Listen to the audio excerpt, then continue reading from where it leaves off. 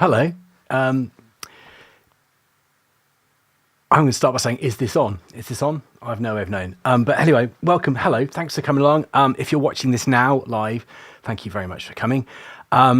You can comment or ask me questions in real time in the chat. You just need to be subscribed first. So hit the subscribe button below this, and that should be pretty straightforward. If you're watching this in the future on replay, then thank you very much as well for viewing. Of course, you won't be able to chat live, but you can still add comments and you can still subscribe. I really need subscribers. Okay, so please feel free to hit that button. How's this going to work? I'm not going to be playing music at the same time as talking. That's just chaos and copyright and stuff. You're going to play the music on a streaming service of your choice. And you're going to, I'm getting messages from Emma downstairs. Thanks. You're going to be playing the music on a streaming service of your choice. And then you're going to be playing those alongside what I'm doing in this live chat here. Now, if you look at the bottom of the screen, you'll see there's like a mini player at the bottom that will be playing along with the music that I'm listening to. So you don't have to be exactly in time. You just have to be kind of roughly in the same bit of the same song. That's it. Pretty straightforward stuff. And I'm going to tell you stuff about the songs as we go along. Also, this makes it quite easy because if you want to dip in and go forward to a particular track to find out stuff about that, you can just look at the display at the bottom and work out where I am if you're watching it back live, not live, on replay afterwards. Right, anyway, so you stay in control, you turn me up and down on YouTube and the music up and down on there, and, you know, Bob's your uncle, as they say. Right. Okay, so what you need to do is you need to go to your streaming service and search for Mark CBH Theatre, which hopefully you've already done or you're doing now. And then when you get that album up, just hit play at the top of the album and we'll get on with doing the chat. The whole thing's going to take about 30 minutes. That's about the length of the album. And yeah, hopefully it's useful. Hopefully it'll be interesting. I've got quite a few things to share with you. So fingers crossed. And thank you very much once again for viewing. I really appreciate it. Like genuinely appreciate it. Right. Okay. So I'm going to press play on the album now and off we go. Okay. So this first track, I wanted the start to sound a little bit like the start of Chorus by Erasure. And the idea is actually that it's the start of a theatre production. So the idea is that the singer is kind of walking down the stage from the back on their own with various people sort of coming in and out. And lights come on now, colourful lights, people start coming in. And it is supposed to evoke like the picture of the start of a theatre production.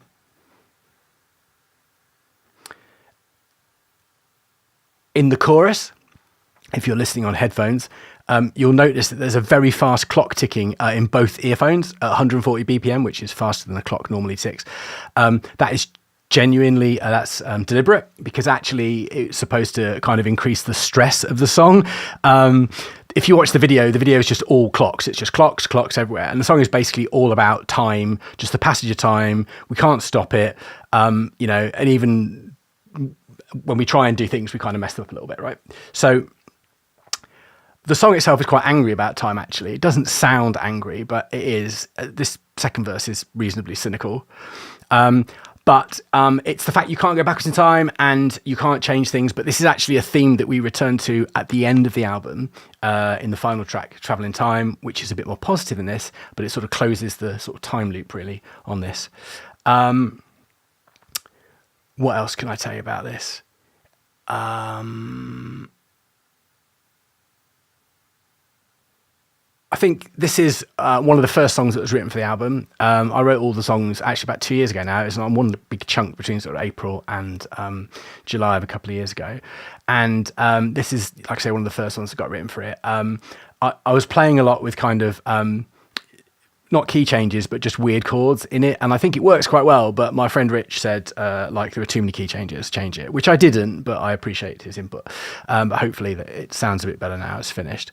And at this point, if you're ever watching the video, it basically spans out to all the planets of the solar system, just to remind us that basically everything that we're doing is futile, but that's okay, right? Right, on to track 2, Chasing Rainbows. So this is a story song. And it's just a pop song. I just thought I need like a sort of pop 155 BPM banger. And if I'm honest, it's probably like the least accurate and least honest song on the album. It's the least sincere. Sorry to burst any bubbles, but not much of this song is actually true. But it's really interesting that I started out writing this album, right, thinking that you could just write some pop songs and record them, and that's okay, like you can. But quite early on, I realised that I was listening back to the songs going, oh, I wouldn't listen to this. Like, why am I making music that I wouldn't listen to? And I realised that you've got to get some connection and you've got to get like yourself into the song. So with later songs on the album, I don't mean later in the running order, I mean written later and sort of sung later. I think you can hear like the idea of me finding my own voice and finding like an inner sort of version of myself to sing about, because this is essentially just like a sketch, this song. I mean, I really like it. I think it's catchy, and I really wanted that kind of Mr. Brightside, Jacques Leconte Killers remix feel to it, with also a kind of, you know, a few sort of nods to a bit more recent pop as well. But yeah, so I like it, but I don't think it really connects with anybody. Probably not like the most professional way to start your web podcast, going like, I don't like this song. But it's an important thing. This album has been a massive journey, and I'll expand on that in a little bit. I had to get like singing lessons, and this song was recorded very early on in the process. I hadn't really done many singing lessons, but a massive thank you to Mary Hammond, who's my vocal coach, who's actually the same vocal coach that Chris from Coldplay uses. And she really taught me to sort of find my own sound and find my own voice. And like I said, we'll talk about that a bit more in the later tracks. This song, this verse 2 of this song is kind of like a bit of an homage to like an old sort of crew that I used to hang out with when I used to live in London, all centered around a pub called the Crown and Scepter, if you know that, in the West End. That was a haunt. And we all got up to all sorts of like weird fun. And so while not accurate, it definitely, there are things in here that kind of reflect back to that period of time. By this chorus 2, it's already the most obscenely overproduced track on the album as well. There's something like 50 instrument parts. Nobody needs 50 instrument parts, let me tell you, right? Mixing it was just like, it's like that thing when you were at school and you start off with a blue paintbrush and blue water, and then red paintbrush and purple water, and by the end it's just mud. So this is like the audio equivalent of like just mud. I will stop dissing my own material at the end of this track, right? I promise. But I just want you to know that like it's been such a massive journey trying to get all these songs together and recorded and produced that the older ones, like I don't know, like I feel I've come a long way, and I'm kind of quite keen to share that like with you if you're still listening. I left this. I wanted to write. The end of this song is unusual, right? And it got played on the radio at least once. Thank you, Tom. And it was really interesting. I was like, what will the DJ do? Will they like cut off the end? But he let the piano bit play out. And I think actually it's kind of like a hint, an immersion into the rest of the album, which is like got so much piano stuff going on in it that this is kind of like a warning of like, there are pianos here, like be careful. And actually in particular, like this next track, right? Let's Get Away. Starting about now, probably for you as well. Like this is actually the oldest song on the album. It was actually written about 3 years before the others. It was written in late 2017, sitting in a car park in the rain outside the Cardiff International Pool, where I used to go at the gym, like glamorous stuff, right? And I never really know what to do with it. Like I like the fact it's really troubled, and we never really find out why the lyrics are troubled, but they are. Like I meant every single word, but I have no idea what I meant, if that makes any sense at all. Let's talk a little bit about the construction of the song, right? Because it's deliberately simple. The verse is in Lydian mode, which is just a way of arranging notes that you're going to use. Other songs in Lydian mode include Mad World by Tears for Fears and the Simpsons theme, and I can't think of any others right now. But anyway, then the chorus modulates to a different key to kind of give it the kind of emotional uplift in this section, and we start bringing in strings and stuff. Now, when you're arranging a piece of music like this, with modern technology, you can have any instrument in the planet, right? So it's really easy just to keep building with like strings, and then maybe add some horns, then maybe add some drums. That, I was just like, it started to run away, and I'm like, no, this needs to be kept really small and compact, like the little house that I sort of imagine it being sung in. And like, it reminds me a little bit of Laura by Bat for Lashes, which I adore that song. But they even go into the horn trap. Like, they get to a point they're like, well, we need a French horn, you know, and it sounds amazing. Don't get me wrong. I love that arrangement and it's a beautiful song. And if you don't know it, you should check it out. Right. But Laura by Bat for Lashes. But like, I was like, no. I need to keep this down to a piano and a double bass, a cello, and 2 violins. Are they violas? Anyway, 2 little stringed instruments. And just try and pull it into that space and just keep it there, but still let the emotion build. If you've ever seen the film The Hunt, with Mads Mikkelsen in it, which we were watching here actually just a couple of weeks ago, it's amazing. It's harrowing, but it's a brilliant film. Like, I sort of think about that film in this song. Like, it's just got this, I don't know, it's desperate, but we don't know why. And I really like it, just that aspect of it.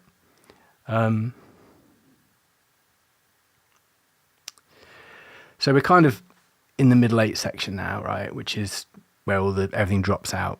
And I don't know, I was in 2 minds really about having like another chorus on the end of the song. It makes it quite long. But I think it needs to come to a conclusion and like a climax. So yeah, like I say, I wrote it years ago, but I feel that actually in many ways it's one of the most relevant tracks on the album. And actually it was one of the singles. I did 5 singles off this album and this was one of them, and this got the most universal appeal, I think, because it's different, but also because I've got lots of really good comments about like the vocal performance is, you know, vulnerable and like real. And this is one of the latest tracks I recorded on the album, like after all the vocal coaching sessions I was talking about and just finding my voice.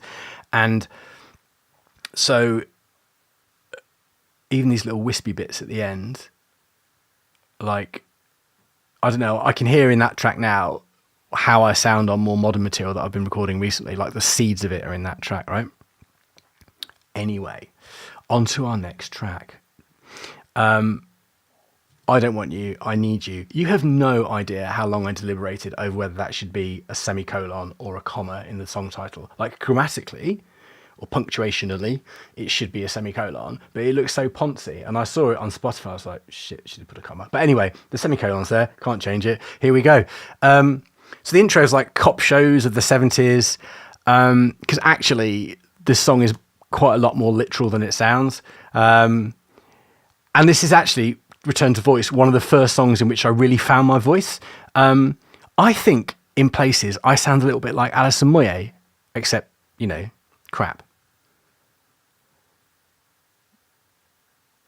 But I mean, do you know, I still think I sound a little bit like a not very good Alison Moyet, which is no bad thing if you ask me. What else can I say about it? I think it's probably it's kind of repetitive in its own way. I think at this time with writing, I was still very much on the must write pop songs front, right? And actually this whole song was, I actually did a YouTube video about this about a year ago, at great length explaining how it was written. So I won't bore you with that, but you can look at it on the channel if you want. But I actually started with the title. I was like, I don't want you, I need you. And I got that running in a groove. And then I sort of built the song out from there. And that's a very sort of pop-tastic way of writing, right? Like, you just kind of go, I'll get my hook in place and I'll work out what the song's about on the get way, and I'll just cobble together some meaning if I can find any. And later songs and songs that are coming out this year, you know, after this album's material, I think I've taken a much more like poetic approach. I don't mean that the lyrics are so good they could be poetry, but what I mean is that I've constructed the songs with imagery and messages and like just actual with meaning, and I think they result in much more sort of connecting music. Like, I really like this song. If it wasn't me and it came on, I'd definitely crank it up, right? So again, I'm not dissing it, but I'm really looking to, I want to create music that's connecting. That's possibly the most tossy thing I've ever said in my life, but never mind. Yeah, but I think that's everything I have to say about this song. I do like it. I like the brass arrangement at the end as well. It just goes mental, but I'm like, it's just two trumpets, but it's all over the place. But I'm like, I really like it. Big Henry Mancini nod in that section at the end there. Okay. Right. This song, this stupid, stupid life. Okay. I wanted this to sound like I'd put music through like an extreme Snapchat filter, but like inside Sonic the Hedgehog. And it was originally called This Perfect, Perfect Life, but that wasn't like bitter enough, right? It's it's it's as much an attack on myself really as it is on selfie culture. I mean, clearly, if you've heard the song, you'll be like, "Oh yeah, that's about selfie culture." There's even a little camera sound, to give you a hint. But I don't really want to get into social commentary in music, so it's not supposed to be about that. It's as much as I say about me and things that I do on Instagram or on Facebook, like, lying about your life or whatever. But something weird happened, like during the arrangement of the album, when I was putting this track together, I got really sad news of a friend of mine from London who died. He'd killed himself during the first sort of wave of the pandemic. And like on his social media, he looked so happy and like so complete, and everything was really cool. So like this song sort of started to get caught up in the thoughts of that a little bit. It's really weird. So in fact, I'll talk about it a bit in a sec actually when it comes up. But if you're on the same sort of timeline as me now with this piece of music, then you're heading into the second chorus. In the second chorus, it's deliberately got some nods to Kim Wilde's old 80s track, Kids in America, especially that like keyboard line that's going dip it, dip it, dip it, dip it, right? And that's quite deliberate because like, I was just like, it's an attack on me, but Kids in America, I don't know, like what I'm saying there is like pretty ham-fisted, but you know what I mean? So anyway, right, by the time I get to this breakdown, which is at 2 minutes and 3 seconds, right? By the time I get to this breakdown, I'm kind of, in my arrangement thinking, I was getting pulled into the space where this friend of mine had killed himself. And this section therefore is supposed to kind of reflect like the confusedness of mind that might lead you to be showing like a perfect life, but actually you're really like very unhappy inside. This final section of the breakdown, the instrumental section, is like a massive nod to Jean-Michel Jarre's Les Concerts en Chine album, particularly sort of the last quarter of the album. And if you've heard that album, you know exactly what I mean. But those things together kind of, although they don't sound like they make sense together, I kind of wanted them in the same song. And so by the time I get to this final chorus, I'm really angry. Like, you probably can't hear it, but it's very, very angry. Like, what am I angry at? Everything, people. Everything.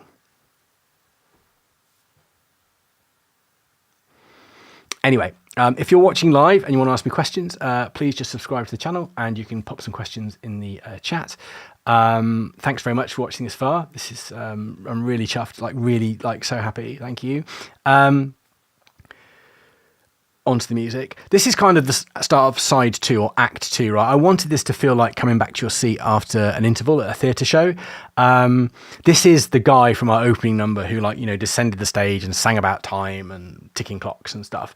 This is him like older, wiser and more grey. It changes time signature quite a lot as well. I think I felt like I was trying to be like a clever sort of baby Stephen Sondheim, R.I.P. It's deliberately theatrical. In fact, I'm going to largely listen to this rather than talk over it to make a change with it.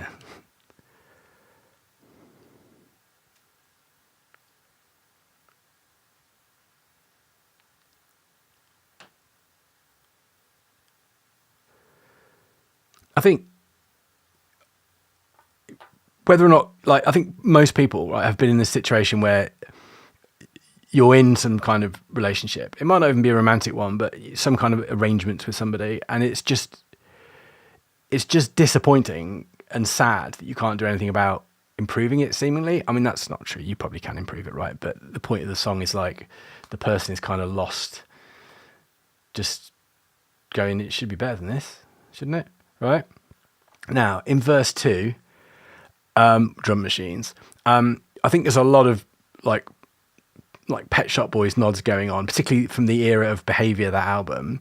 But I wanted to make it a theme of this whole album to competently mix together like electronica and orchestral music, but do it through well-planned arrangement, like rather than just adding strings in. Like I think you can get quite nice, really nice results adding like quite an electronic bottom end to really quite a set of orchestral instruments on top.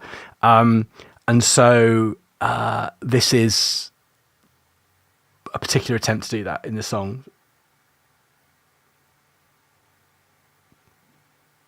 And again, it's one of the later songs that I recorded, and you can sort of hear, and then that throatiness in my voice, like the kind of strong throat, is like a sign of it's like post, like after all the vocal coaching. And again, I think that even the journey I've been on just as a singer on this record is really, like, from my point of view, is quite phenomenal.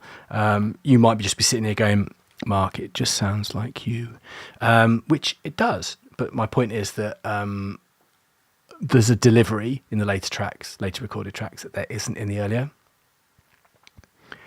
And having said that, going into track, whatever track this is, I know it's Time for Time Out, I can't remember the number of it, probably 7. This one's for you, Tom Dyer. Tom is a DJ on a local radio station here in Wales, and he's played all of my singles unfailingly. It's so kind, and this apparently is his favourite, so thank you very much, Tom. It was the first single off the album, and it's the first vocal I recorded, and it really shows. Like, if you listen to this singing compared with the last track,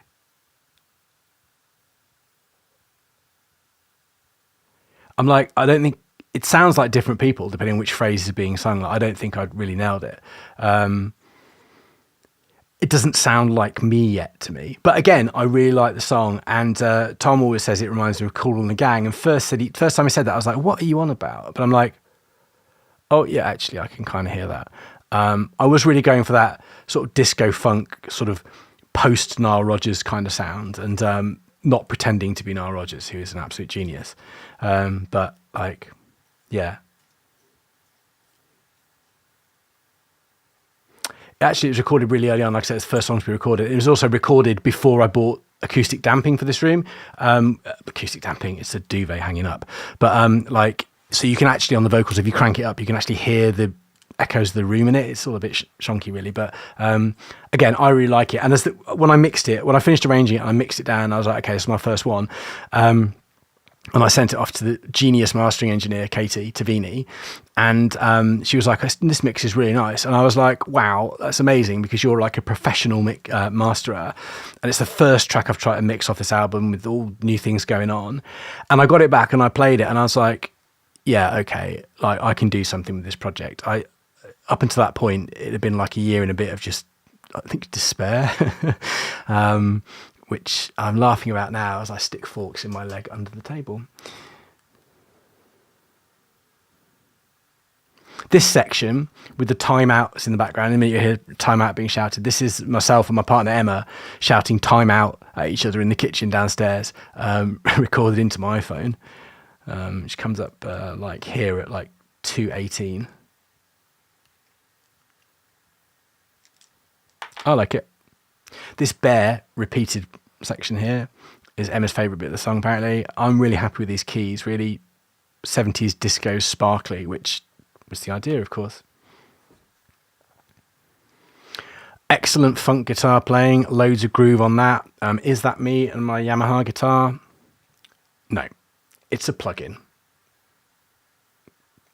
I can't play guitar that well. But look what you can do with computers. Amazing, huh? You do have to know what to tell it to play, and like the voicings of the chords and quite jazzy concepts, like, but essentially you don't have to actually be able to do anything with your fingers. So yeah, a guitar played by telepathy kind of thing, right? Right, next track, Running From Nothing, ? More punctuation. In the notes for the mastering engineer that I just mentioned, Katie, when I sent this track over, I wrote, this is supposed to sound like a jaded Julian Casablancas covering George Michael in an empty basement jazz club at closing time. It's very specific.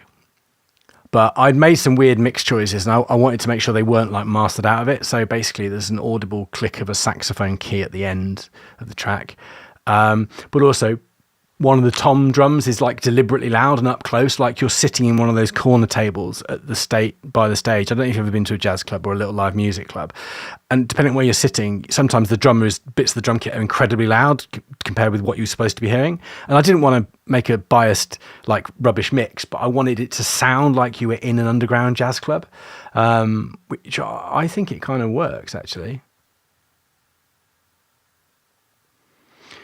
Also, in terms of content, probably one of the most personal songs on the album, like to the point where I wasn't sure whether to actually record it, but I'm glad I did because I think it tells a story. And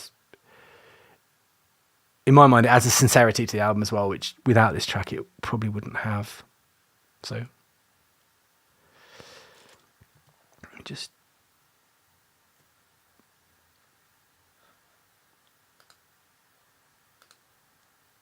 Okay.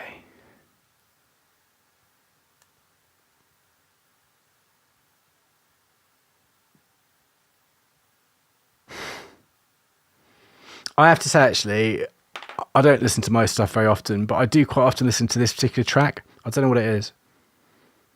Just, yeah, something I just like. For me, it feels like what it's supposed. It feels like what it's supposed to sound like, if that makes any sense. And this little saxophone section at the end, I wanted it to sound like a kind of autumn leaf being lifted up by the wind and then like suddenly dropped. Terribly artistic.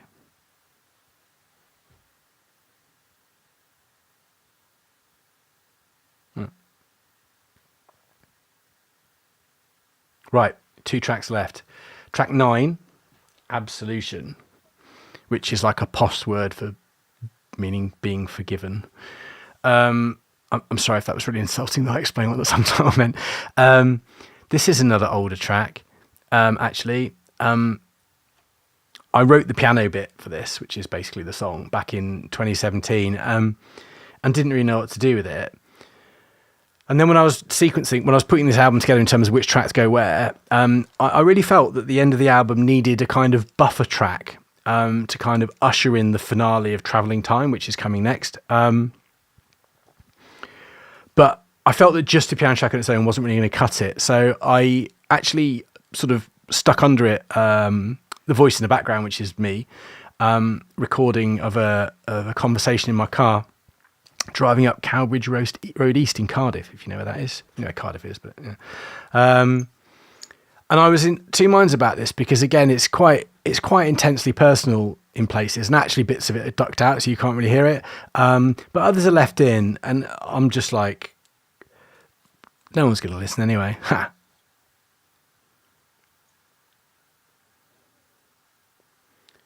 But I think, again, that like following on from the idea of having like more sincerity in that previous track, like this adds to that. Like I really, in many ways, the album kind of feels like the aging process sort of thing. Like it starts off all sort of shiny and angry and idealistic and young, and it's, what is it here? I don't know. They're adjectives, which I don't really want to think about, but yeah. And anyway, that leads us into the finale track, the final track itself, which is Travelling Time. Now, has that started? Yeah. Now, the intro to this bit with the traffic noise and the trains and the slow piano, it really reminds me of like one of the final scenes in Human Traffic. If you've seen that film where Moff is like walking down towards Cardiff city centre, and the scene's set on a Sunday in the film, and I guess I just felt that whole feeling led into the next section, which feels like this bit, which feels like the claustrophobia of being at work from like 26 seconds onwards, whatever. Like back on a Monday morning, like back into work, and it's just endless, soulless mundanity. And actually, I quite like my day job at the moment, if you're watching this. But that hasn't always been the case. Like, and for lots of us who've had office jobs, yeah, like each day's a copy, the same as the last. Yesterday's, tomorrow's the past. Like, yeah. this bit about friends calls being ignored at like 1 minute and 1 second. I've got one friend in particular whom I won't embarrass by naming him, but he always gets my answer phone because he always rings when I'm doing something else. And I'm really sorry. I'll just call you P. But I do note that it's bad, and I've actually enshrined it in this song. Doesn't make it any better though, does it? So in other stories from my mastering notes, I said this one the chorus had to sound like coming up through the clouds in a hot air balloon, like overall very organic, in very heavy contrast to the really electronic and claustrophobic verses, which are again all about either being like at work, or verse 2 here is about just sort of staring at your phone in bed, basically. And the chorus is all about how we're traveling like one way in time. Like in the opening track of the album, honestly, but whereas that was about being angry about it, this track's all about how beautiful life is if you stop and look around once in a while. And it's like a no piece of advice to myself, really. I have yet to take this advice, obviously. This pre-section is also a massive nod to Great Gig in the Sky, and again, like crap, just how it feels briefly. And this sort of hot air balloon like chorus floating over the clouds thing. Although it's jubilant, I did want it to sound sad because it is quite a sad song. Like, I never take this advice that life is beautiful. I'm always stressed about everything. And this is me like kind of shouting into my own head, like, stop it. But I haven't stopped it yet. And this end section is deliberately overblown because it is a finale. And the last two things that you hear on the album are a piano low note ringing out and my voice. And I feel that like the whole album is like hugely about the piano as an instrument. And the piano is like a consistent storytelling tool. And I sort of feel that actually it's like my co-star, like in this theatre production, the piano. It's like my love interest. So we get to end the show together, basically. And that's it. Those are the 10 tracks on my debut album. Hopefully I've explained something useful about them. I just want to thank you so much for watching. Like, it means loads, whether you're watching now in real time or watching back later on replay. Like, it's fantastic. Like, leave a comment underneath, like tell me what you thought. If you enjoyed this in any way, please subscribe. Like, I really need subscribers, and I really hope to have something else to share with you soon as well. But until then, please take care of yourselves and be kind generally. Okay, bye.